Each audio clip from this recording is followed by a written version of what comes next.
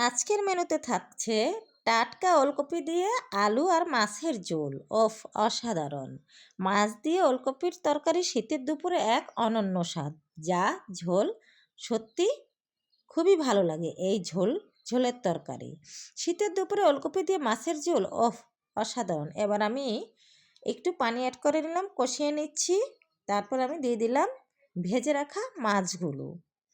ওলকপি ও মাছের পারফেক্ট খাবার, শীত স্পেশাল ওলকপি দিয়ে টাটকা মাছের ঝোল, ওয়াও, অসাধারণ। এবার আমি দিয়ে দিলাম এর সাথে টমেটো।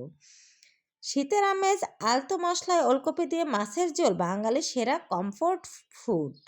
ওলকপির মিষ্টি স্বাদের সাথে মাছের স্বাদ, শীতের দুপুরে এক অনন্য স্বাদ, অন্যরকম স্বাদ। ওলকপি আর মাছের ঝোল দুপুরটা যেন হয়ে গেল গোল। শীতের হওয়া ওলকপি মাছ বাঙালি খাবারই তো সেরা, তাই না? কেমন হয়েছে বন্ধুরা, জানাবেন।